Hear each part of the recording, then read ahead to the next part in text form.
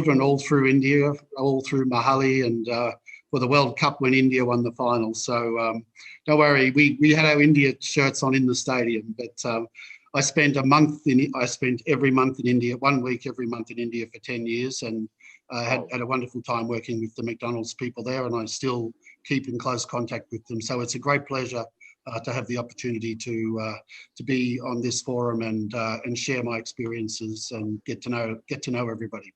Thank you for the introduction. Thank you.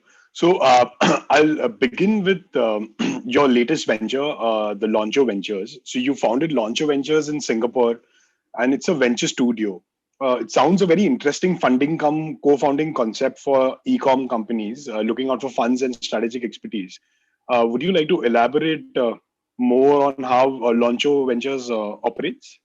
Yes, absolutely. It's so we are a venture studio and we're very consumer driven. So whilst I still have active involvement in bricks and mortar F&B businesses, the new age trends. We were in this before the virus, by the way, but the new age trends are still to be in consumer, but e-commerce online, but also with the potential for those e-commerce or the consumer products that we're developing to go offline. So for example, we do a lot of opportunity scoping, filtering around all those various factors, and we look for gaps in the marketplace where we can disrupt the category by bringing something that the consumer wants that's not necessarily there. So we're always looking for what the consumer wants. We study the consumers very well. We do a lot of research, and then we decide if we can find that unique selling proposition. So right now, we work on a portfolio of brands, and principally we look for young entrepreneurs. And we're not an accelerator program. We're not an incubator program. We're a venture studio house. So we would look for young entrepreneurs with a great idea that matches up against our opportunities that we see, where there are major trends, and then we will help them bring their product to market, and depending on whatever shortfalls they have. So some people have some shortfall in just purely having a salary to put bread on the table while we build the idea, or they may have a great product concept but no supply chain. So we will bring the supply chain. They may need legal resources, financial resources, whatever they're short on. We do an appropriate balanced partnership with those people. And so our principle is always to work with quality products and always work with the win-win-win. So win first has to be for the consumer. Then the second win has to be for the young entrepreneur, and the third win is us, and that's our principle. So we have a very big focus on female wellness brands, and we have a portfolio of options in there, and we have one product that's going to market in June in the US on Amazon and on Shopify with our own website.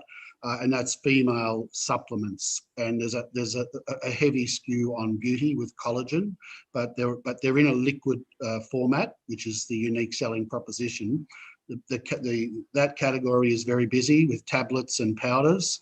We're in a sachet liquid format, which is very convenient and easy to use, easy to swallow. So that's a brand you will see in the market. We're expecting to be in the market in June. Supply chain's complete. And the second brand we have is pet supplements. And again, we've done all that work built from the ground up. We expect to be in market in May. And we have a third brand, which is in the energy category, and it's still highly confidential. So I cannot talk too much about it because we believe we found a gap in the marketplace there. So that's sort of a little bit about what we do. But the principle of it is that we're well resourced because there are three of us in the partnership. One of them is the guy that scaled Gongcha, Martin Berry, and then there's another guy who's he's an investor, but he's the senior executive with Bayer, so he's very good on the compliance and all those health regulations that are required and the standards required. Hopefully that's clear enough, but we're looking for big things there. Yeah. Very interesting. Well, these are some amazing services that you're offering because the early stages of starting up is a very lonely journey. So, I mean, if a venture studio like yourself can support an entrepreneur with all the services that you're offering, that would be an amazing win-win for both the parties. Yes, and I think the analogy there would be, just the short headline analogy there would be, if you open a brand, bricks and mortar, we can get a product to market for the cost of one bricks and mortar building and get that exposure. So, you know, we know Martin happens to live 3 doors down from Binny Bansal. So, Okay. so there's just that kind of analogy just to throw in for some fun. Yeah. Interesting. Right. So, moving on to one of your favorite topics. So, you've been a champion of brand positioning and consumer trends. So, how did you apply both of this at Gongcha Tea? You operate in such a diversified market with operations in 14 plus countries and 1800 plus stores. Yes, so I mean, bubble tea has been around for quite a long time, and yeah, I did live in Taiwan when the bubble tea boom was occurring in the southern part of Taiwan, in Kaohsiung, and I was quite fascinated by it. But you could tell it was just coming and going, and so over the years I've kind of followed that category because it's actually bubble tea, but it's really about how to get tea to break out, to be a commercial business in bricks and mortar. So the analogy is, if you go way back, you'll see coffee took a long time to really break out and get scale, with the likes of those brands. So I've continued to follow it, and the main reason is that the footprint for a Gongcha is very small, and the capex is very light, and the margins are very high. So the key trick there was, can you get broad enough appeal to broad enough groups of consumers rather than just one category of young Asian female, which typically was the original category that held that up. But what we've done over time is we've been able to diversify the brand across into being more of a tea brand. So typically 30% of the beverages are with the tapioca, which is the bubbles. And in the markets where we're highly successful, 70% are tea. So milk foam tea, variations on tea, and matcha in some markets. So essentially, when I went in to do the consulting work for the private equity firm, I went in quite skeptically. And as I went and saw and watched, and we went and travelled the markets, US, Australia, as well as all the Asian markets, we found that the franchisees in those markets were able to penetrate across different ethnicities as well as different day parts in their strategy. So, for example, in the US, they have a very strong penetration not only with the Asian consumers but also with the Latinos. And there's also some markets where they're purely Caucasian, and they do extremely well there too, growing very well. So Australia has got a very big following from the Middle Eastern cultures on top of the Asian. So what's happened is that it's been able to diversify the brand across ethnicities, which gives deeper penetration into the demographics. But on the other side of it, they also have been able to diversify day parts. So it's not just that afternoon treat or after dinner type of dessert. There's a lot more of those use occasions on the go in the morning on the way to work, which really helps fill out the day part. So there's that we've already scoped the US market using real estate mapping and all that detailed data analysis. And we can see 3,000 in the US. So, for example, Costa Coffee have 4,500 globally. We can expect to see that in the next 2 to 3 years, we will get to around that number with that brand. Wow, that's amazing. And we've just done a deal in India too, to open in Mumbai, in Maharashtra. Yes. Oh, is that right? Okay. I'll tell you later. Yeah. Still confidential. That'll be nice. Yeah. Yes. So, moving on to the question that I think all the every audience wants to hear from you. So, you were president of McDonald's for Asia Pacific, Middle East, and Africa. I think there were 35,000 people plus reporting directly and indirectly to you. I mean, for all of us food entrepreneurs, McD is like the Webster's of systems and processes that all of us could follow. So, my first question to you under this segment is. So what were your learnings during the years you spent at McDonald's? Probably the most important learning, well, let me just a little bit of context. McDonald's makes 85% of its money in 7 countries, and they're in 130. So Wow. those 7 countries, you can guess, of course, the US, number 1, France, number 2, Australia, number 3, quite surprising for the size. I'm talking total dollars. UK, number 4, Canada, number 5, and Germany. And then there's only one outlier, and that's Russia. Right? That's not a sort of Western market. So the key context there is that in those 6 markets, it's predominantly car park and drive-through, and more than 75% of the business is not eaten on premise. Oh, okay. So it's a meal solution business. So when you come back into the Asian markets, you have to have the battle of the brand on the ground. And whilst McDonald's is a very powerful brand, you don't have that level of heavy volume going out, and you're battling in the street where there's a lot of competitors coming and going. So, interesting that. So McDonald's wasn't doing very well in these markets. So the first thing that I did was we went and took all the teams and we did the old-fashioned focus groups in every market, and we did it across all the different demographic groups. As a group, we took all the executives, we took all the marketing, we took all the agency people, and we listened. We asked a lot of questions and we listened. We sat on the wall where the window's black on one side and the mirror, you can see it on the other, and we took notes, and then we formulated the plan from there by listening to what they were talking about.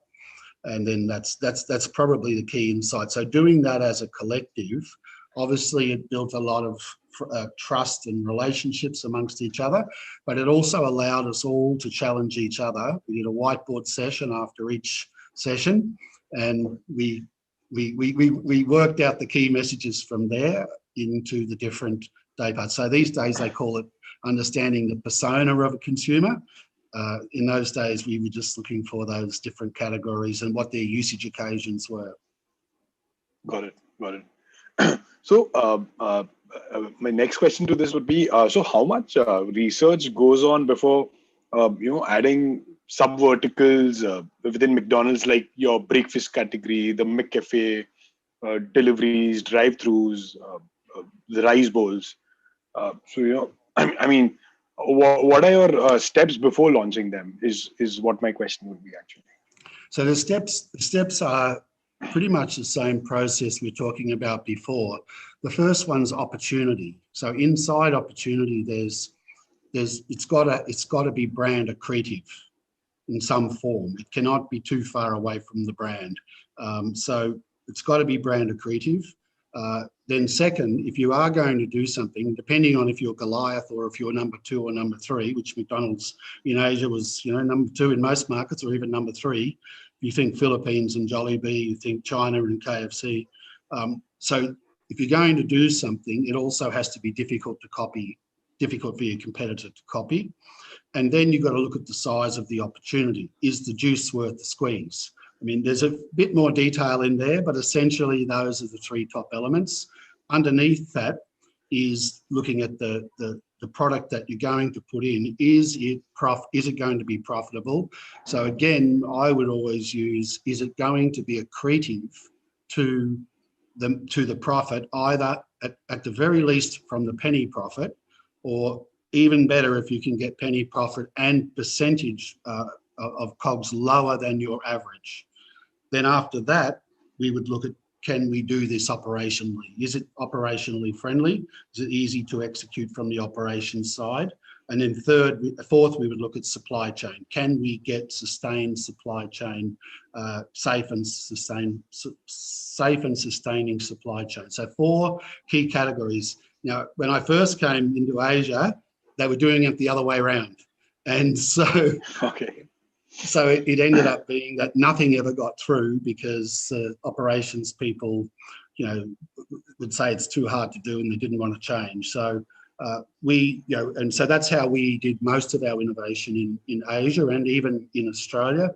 So the launch of the whole digital ordering kiosks, Sure. plus gourmet burger platform in Australia was followed through that process, and operations were really resistant on that.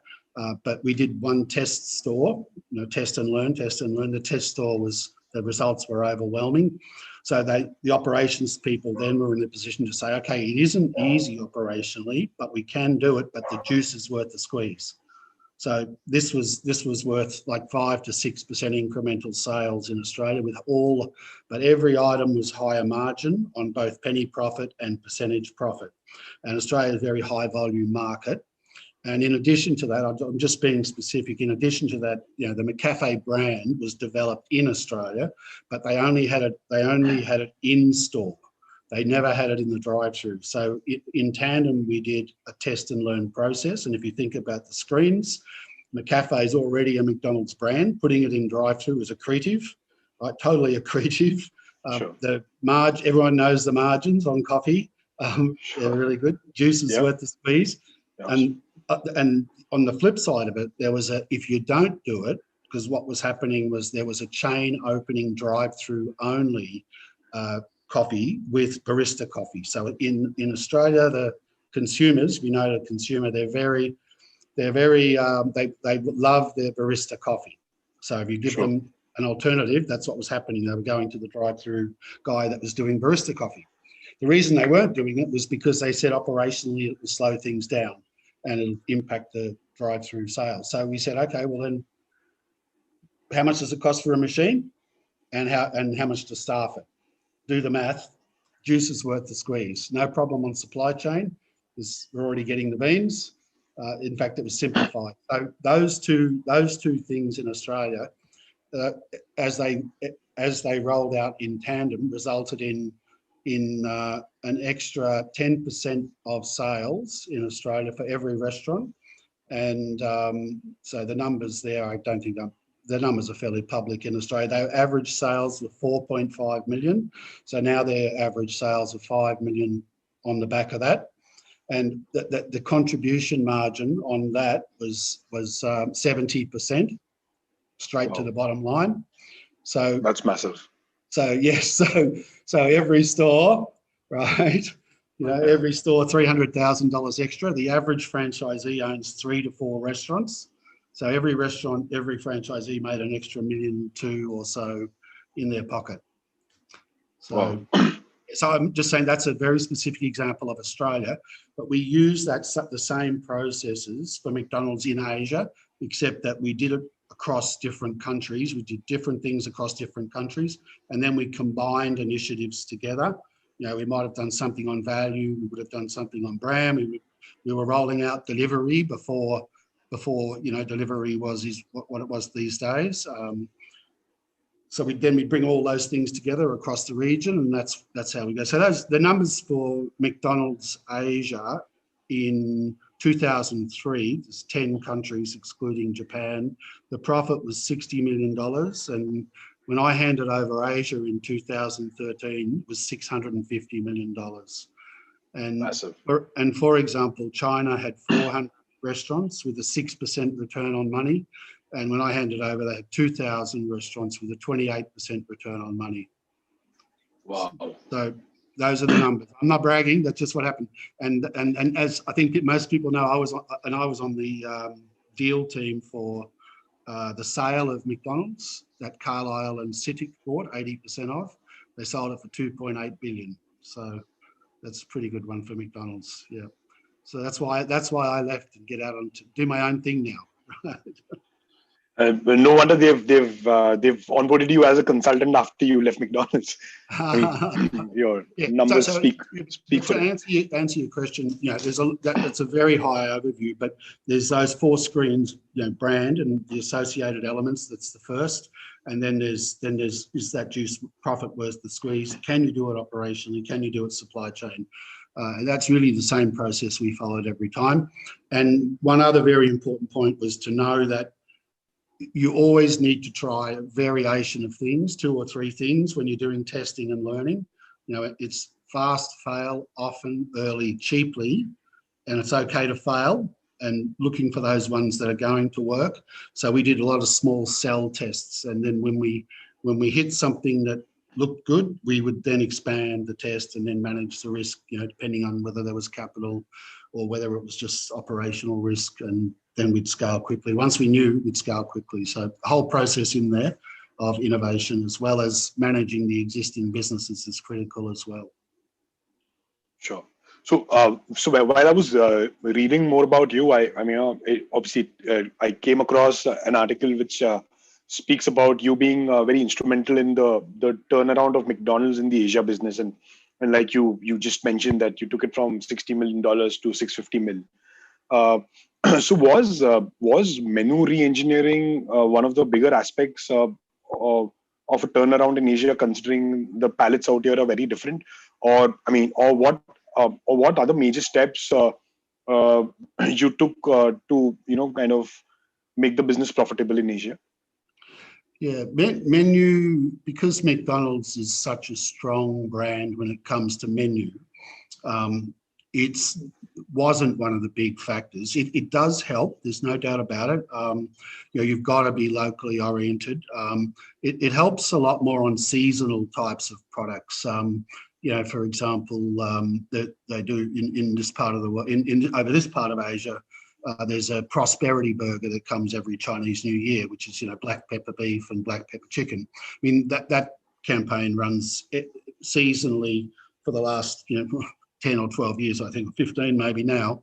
And there are some variations. Definitely in India, the menu is totally different, and it was clearly created by the local McDonald's team. So the main part, let me just rattle it off for a second. If you think about McDonald's brand in the West, right, they've got Big Mac, Quarter Pounder, Fillet of Fish, French fries, bacon and egg McMuffin, right? I mean, the list goes on, right? Sure. Now, if you think about another brand, think about the other two big QSR brands, Burger King, well, they got Whopper, and maybe in some parts mushroom Swiss. That's all they got. And then you think about KFC, they've got the secret herbs and spices and maybe Zinger in some markets, right? So product for McDonald's wasn't really, the latent equity in the McDonald's brand around product is very, very, very high. And so I think we were more about expanding the distribution. So the key things that we heard in the consumer research were people loved McDonald's, and they kind of comments, two headline comments. One would be, when McDonald's opened, I took my girlfriend there for my first date. One comment. Then another comment was, my mum and dad took me there when I was a kid. And those were the latent equity points there. And at the time, because we derailed, they said, well, we would only go there for the French fries and the ice cream. So it's kind of a bit of a paradox. We had to really remarket the core branded products, and clearly we had to have a bigger skew on chicken. And in some markets more so than others, particularly in the emerging markets of Southeast Asia, fried chicken, you just have to have it. But you can't rely on it because you'll be promoting the competitor. So it's definitely important, but it was more about expanding the trading hours, taking delivery, into full swing, those elements, and putting dessert kiosks out the front, adding McCafe in the right locations. Was more about dimensionalizing and diversifying the brand. So the whole ice cream cone revolution started. Now it's all over the place. Now there's a whole study paper in Boston, one of the universities in Boston, on Asia and what happened there on that revolution. But it was started with McDonald's, doing that low-priced ice cream cone, indulgent treat, knowing the use occasion in those. It's quite a rage here. Yeah. So that's right. Yeah. So that's probably the story is more about that than anything. But a big part of it is also that having the teams excited and energized. All the teams in country excited and energized about what they're doing. All of us working together and sharing and listening to each other, and then going back and adapting some of these different types of executions to the local market conditions. There's no doubt you've got to adapt to the local market conditions. Yeah. Sure. So, McDonald's is in 130 plus countries, as you mentioned, and I have rarely seen a McDonald's store shutting down in India, at least. So, how do you guys manage such high level relationships with franchisees, and how does this relationship, just keep Yeah. going on? So I think I mentioned earlier about Launcho Ventures. I would say one of the key foundations of thinking culture is win, win, win. And you've got to put that in the right order. So consumer wins first. And then for us, the venture person has to win, and then we win. So in McDonald's, it was always the three-legged stool, right? So it was franchisee first, supplier second, and corporation third. So I was very fortunate to actually have met Ray Kroc. I'm showing my age now, but I did meet Ray Kroc, and he passed away just like 6 months after I met him. Just so don't say you don't think I'm 105 or something. But I spent a lot of time with Fred Turner over the years in US and international markets traveling, and they were very, very rock solid on that. And I'd say you can link that directly back into why McDonald's has so many core branded products, because even though, when we get on to discussing operations and all the disciplines of McDonald's operations, they allowed a high level of innovation amongst the franchisees, and that's engagement. So those, there's only one product that actually McDonald's Corporation developed of all those key iconic products. There's only one, and that's Chicken McNuggets. The rest were all developed by franchisees. And Fred Turner is one of the stories he beat into me, because he's a tough guy.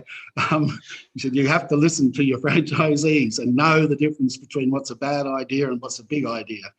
He was very, very, very sharp at understanding what a big idea was. So, fillet of fish, Big Mac, all quarter pounder, all developed by franchisees. So, I'd say that the answer to that question is getting the win-win-win in right order. That's really, really important. I think that, a lot of franchisors really operate on win and squeeze the franchisee as hard as possible, and that does create a lot of animosity, and people know that. So I've always operated on the win-win-win-win model. Yes. Makes a lot of sense. Yeah. So, so moving on from McDonald's, so you've been consulting with some of the major PE companies and some of the best brands in the world. I mean, your decades of experience must be highly beneficial to all of these. You want to speak a little bit about some of the very interesting projects that you've undertaken globally, and what kind of companies are your preferred targets to consult? And there are some questions in the chat group on, do you have time to consult startups as well? Is a question which a lot of guys in the chat box have asked us. So I thought I'll just put that across with this question to you. Yeah, I myself have a few tech startup businesses, and we have a tech company in Singapore because we believe in creating enterprise solutions, so that when you go out into when you get to the consumer, you've got the best, most contemporary tech solution. So we have a tech team here, which is only 12 months old. So I'm very familiar with the challenges of how you get something going from scratch, and the ups and downs of that, and how you manage that. From that tech startup, we have built, as Sanket knows, we've built a platform called Bush Food, and I own some restaurants in Brisbane which are casual dining restaurants, a Sichuan Chinese and a Napoli pizzeria. They're side by side.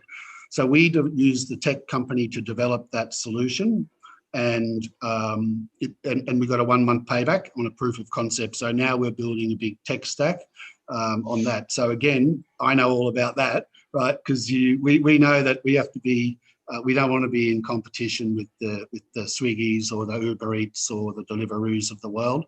We've got to find our own, got to carve out our own piece. We want to, go after a smaller category in restaurant, casual dining, F&B, hotels, restaurants. So, but we want to provide and tailor or bespoke the product to those needs there.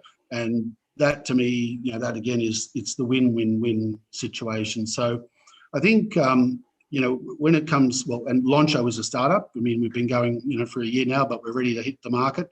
So I'm very familiar with the working with the big corporations and then coming back in. So when in the middle, the reason for doing the private equity work was to understand that side of the business. So coming out of big corp, when you're in McDonald's, a lot of people come to you knocking on your door, and not that I'm arrogant, but you just don't realise what it takes. So then going in between with private equity, I must have been on 20 odd deals, and I saw, I think 5 of them ended up going through, but there were some where there was a sushi brand out of Taiwan that were interested in some private equity money, not to sell, but some private equity money to grow faster. And they had a challenging representation in China, which I helped them a lot on how to solve the China problem. In Taiwan, they were doing very well. So just for example, I worked on a major coffee brand,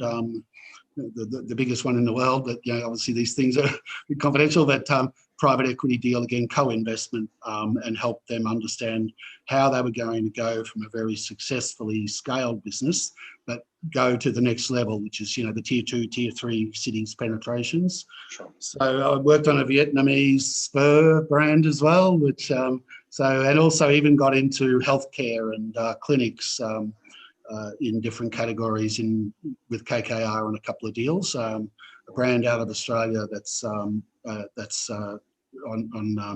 fillers and hair removal, and very, very successful brand that also is now open in the UK. I helped them set up in the UK, and also wanting to come into Asia. We did a big study for China. So that's the sort of time in private equity, and I learned a lot from them about how to structure deals and how to go, how to help.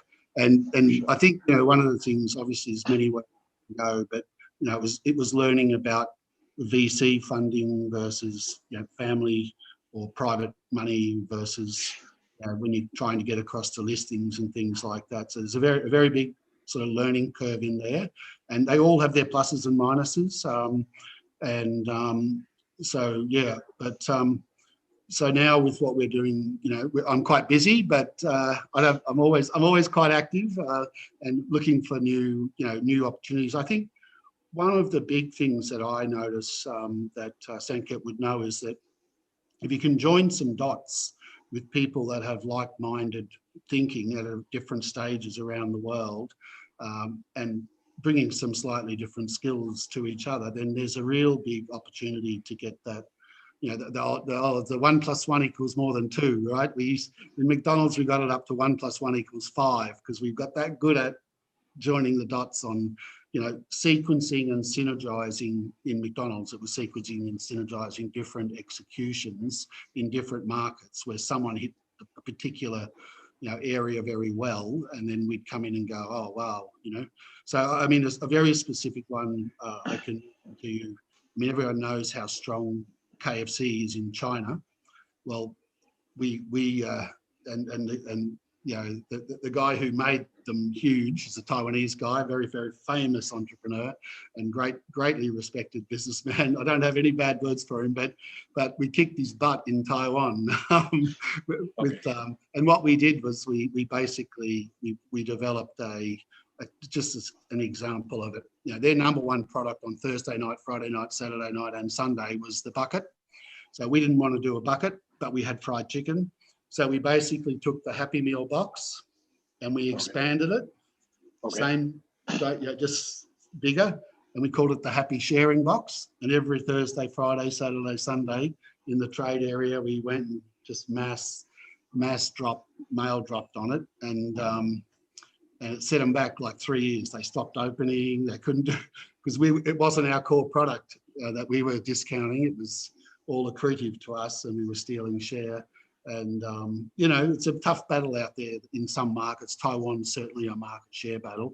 It's different in other markets. You know, in China, I never really bothered too much with KFC, you know, particularly when the analysts and investors were asking, because, you know, I always said to them, we're two different brands and there's more than enough room for both of us, and we're actually growing the category, you know, the Western QSR category. And I think that's a really important distinction to keep in mind. You know, we didn't need to be in battle with them up there because the category was big enough for us to, you know, go for share. So hopefully that helps a little bit. But yeah, I'm always open to, you know, keep in touch on LinkedIn, and because we are, you know, because we are a venture studio, we would always be willing to look at different things in different markets and you know, explore the possibilities of how we could help or support someone in their venture if it's a great idea and we believe it's a big enough. Sure. In fact, that's the core of of the Thai network. So, you know, I mean, we'll keep it in mind. If there are any good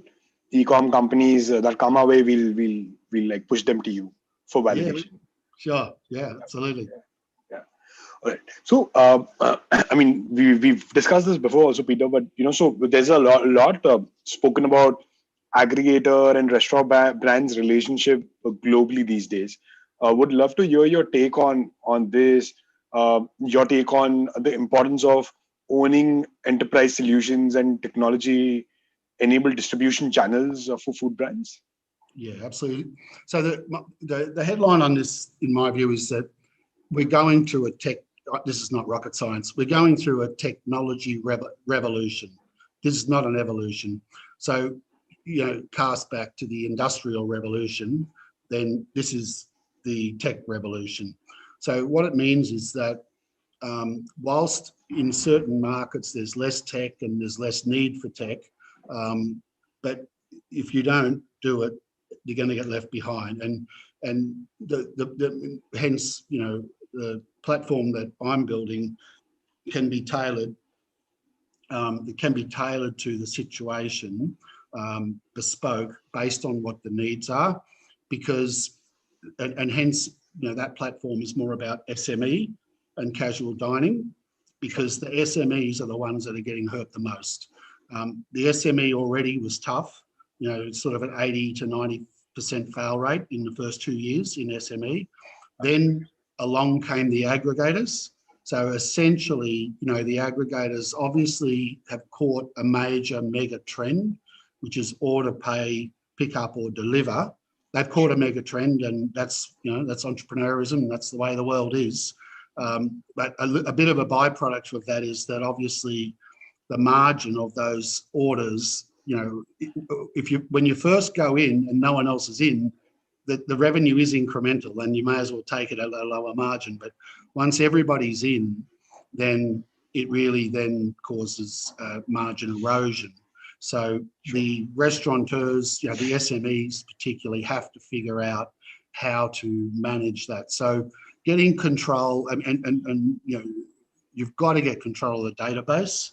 So generally the aggregators around the world keep the database, and I'm sure people are well aware that, you know, the aggregators are building cloud or building their own ghost kitchens, cloud kitchens. So, you know, they'll only do that, you know, where they think it's going to be appropriate. I mean, they will get to find out how tough it is to be in the business. So we know they're going to come and go, and it's because it's not easy, as all of us F&B, you know, guys know. So I think we've seen some of that already in India. Exactly. Yes. Exactly. Yeah. Well, and, you know, interestingly enough, DoorDash have just purchased a robotic salad company out of Silicon Valley. You know, it's the sign of the times that. So the key point of all this is that the aggregators are using technology and database, you know, to build their future. So restaurateurs have to get into that. They have to come back and get into getting more technology-driven business, having enterprise solutions that help them mitigate some of these movement of consumers straight across to the aggregators, where you lose the database of who they are. Now, I know, you know, in India, you know your own customers and things, depending on what size of the business you're in, but it is coming, and people that move quickly on it I think will be the ones that have the best chance of survival. Or where you work with people that are more interested in the win-win-win, not the I win at your expense, or I win irregardless of your expense, which that's not going to produce the best result for everybody. So I think, this category of helping bring technology and other options for existing SME, casual dining or fast casual operators is an interesting one. And I think it's, an analogy in a different category in e-commerce would be, if you think about Shopify, what Shopify have done for, small retailers, entrepreneurs, SMEs, they've really brought a way for them to be in the marketplace. And I think that's where it's going to head. That's certainly where I'm heading with mine. And I know you are too, Sanket. So that would be my, my sort of take on it. It is what it is. It's a mega trend. You have to get on it, and you've got to figure out how to get a share and keep your database, as much of it as you can. Yeah, absolutely. Yeah. In our industry, I think it's very important to know your customer and be able to speak to your customer digitally or physically. Yes, for sure. Yeah. Yes. So, just taking a leaf out of whatever you mentioned about DoorDash purchasing that robotic salad company. So, you think automation is going to play a very key role in the scaling up of outlets? I do. Yeah, and again, it's a step by step, because you've got to start with getting into POS. So you've got to find ways to get that at a reasonable price these days. Then you've got to get into the other sort of light technology that's coming out these days that's not anywhere near as expensive. The SaaS. Once you have those sort of basic fundamentals in place, then you can get across to collecting the database. And then your AI is, of all the technology sort of things that are occurring, AI is the one. There's a lot of wild stuff out there that I'm sure will come to fruition. Like 3D printing was, that's never going to be possible, but it's happening now. So sure. There's a lot of those, long time ones that they'll come.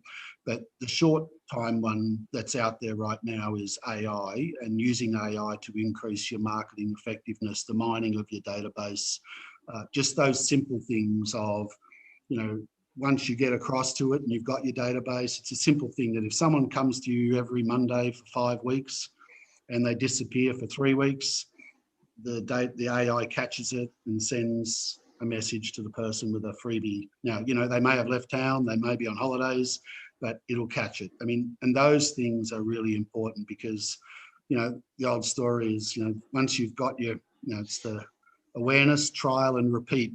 And if you've got them in your customer base and you lose their repeat, that's the one you don't want to lose. So that's just a simple example of it. It's going to need to be a part of the platform of the successful people if they want to stay out in front. Behind that, there's no doubt robotics is coming, and there's all various formats of it. There's some large US companies that are working on it, and of course there's SoftBank in Japan has got a big division there, and there's some pretty good guys in India too that I'm very close to.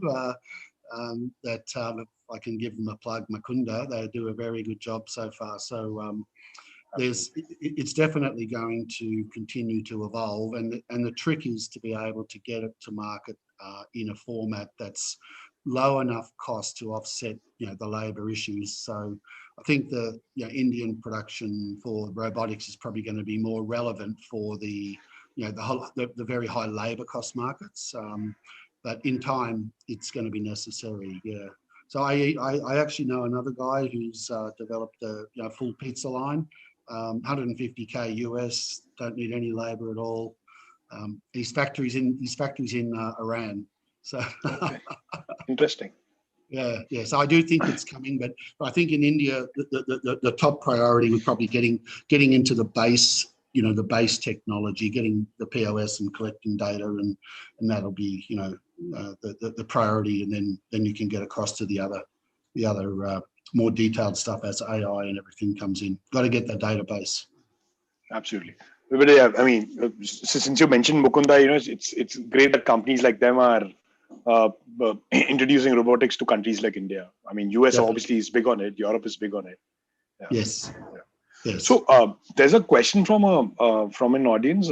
They ask, so they want to know how do you spot trends in the F&B and FMCG segments? How do you spot future trends and your take on the future of cloud kitchens and frozen food? Yeah. So we have we've got quite a large filtering process that's semi-automated. It's still a bit manual, but we basically collect data from all the research sources around the world. You know, we subscribe to Euromonitor, Statista, there's a Trends Group. You know, we collect research and data from many sources, and we've semi-automated that. And then what we do is we pull. It's a program that we're building, but it's quite good. So really, end of the day, it looks at big opportunities, but then it looks at gaps inside those opportunities. It looks at competitive landscape, but it looks at other things like listening to millennials and Gen Z through qualitative research of what they're doing and what they're looking at and what they're thinking. And I mean, a good example is the plant-based proteins. You can see that very, very, very clearly in that research that we're doing. That you can see that opportunity is very, very big and the biggest part of it is that the Gen Z and millennials are very environmentally focused, and they are very aware of that. And the cost of that actually, once it gets scale, will be significantly lower than proteins. And there are some brands. I mean, obviously there's Impossible and Beyond. There's some big brands in India, which I know the guys there as well. One of the guys who runs Tasty Bites is a very good friend of mine. Abhijit, he used to work at McDonald's.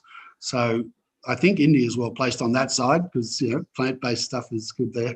So I think I'm just giving an example, but that's how we do it. But then we do filter it all the way through to see if we can identify a unique selling proposition within that category, because you really got to take. My view is, as entrepreneur, you've got when you're in the early stages, you do not want to be taking a small piece of a big pie.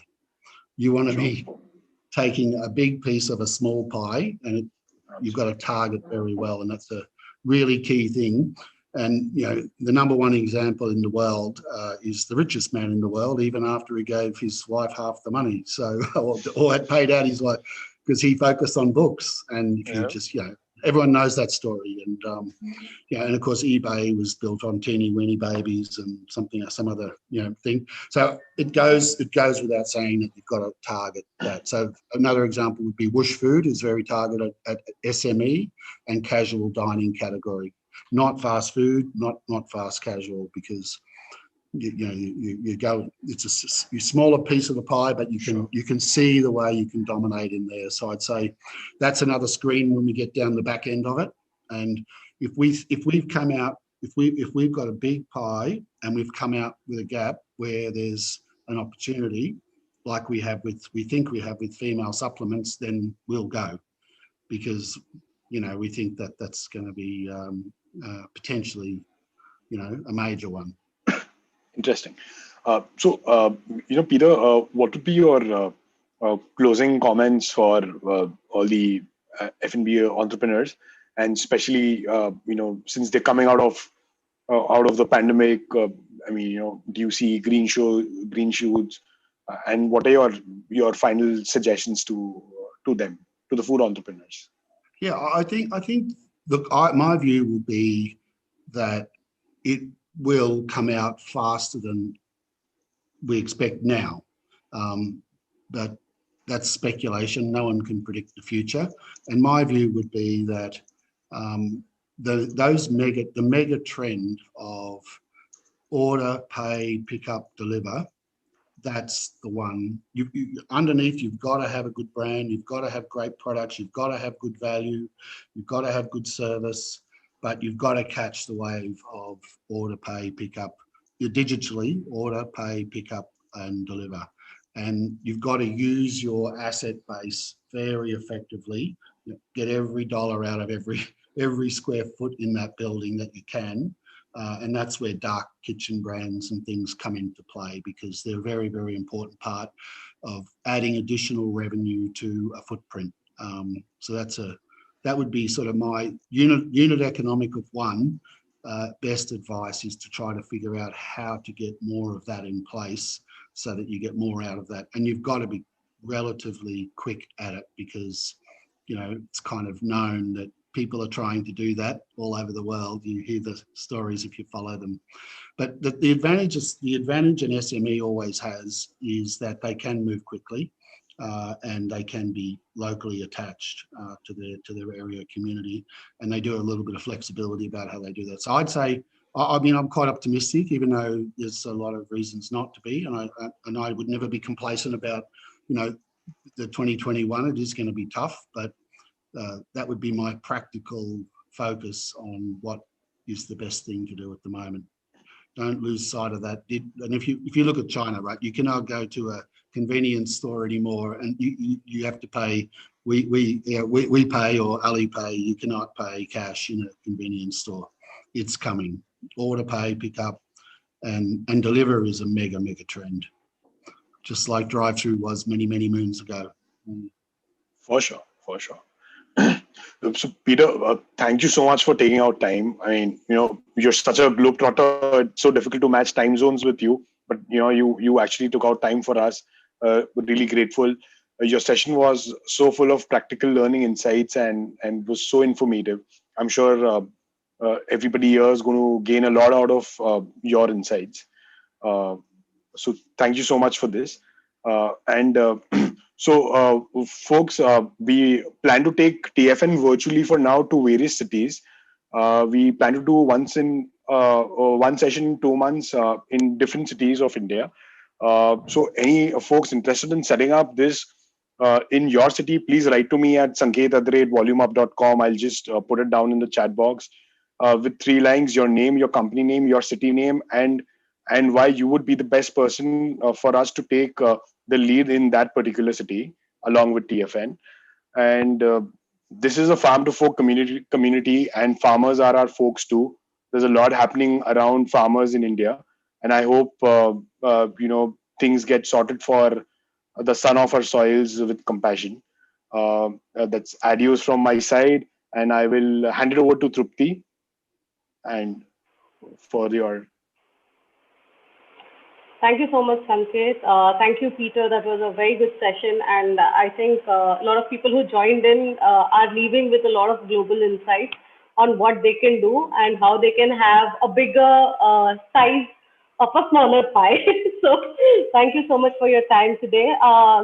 Also, to the audience, we are on Slack now. So post this, probably you'll get an email giving you the link. So please join us there and let the community start conversation there as well. Also, we have a lot of mentoring sessions in the coming weeks. So please visit our events page and enroll for whatever you feel suitable with. Thank you so much, guys. Trupti, I hope you'll be able to find some good startups for Launcho Ventures. I would love to. We do have, by the way, Peter, we do have in-house retail special interest group as well. So in retail, we are teaming retail as well as the e-com together. So I'm sure we'll be able to find something worthwhile your time on that as well. Connect up anytime. Yeah, we'd love to have a look. Love to see how we can work together and find the overlaps. And sure. Thank you so much, Peter. Thank you, Sanket. Thank you for the time. Lovely to meet everybody. Thank you. Thank you, Peter. Thank you.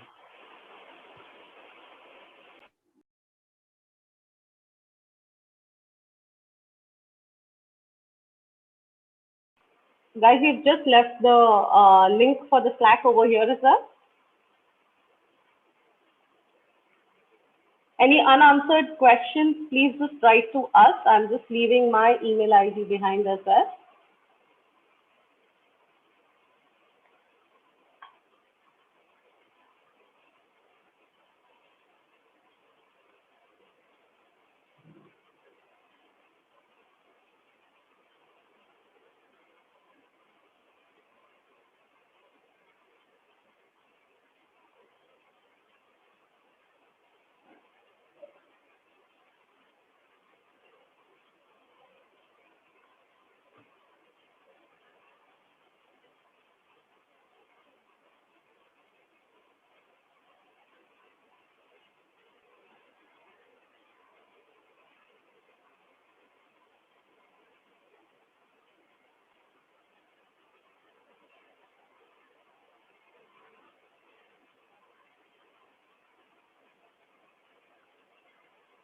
We also have on the 20th session, which is more mindful oriented. So please join us for that as well. We will send across all these details over to your email, and thanks for participating today. Thank you, guys.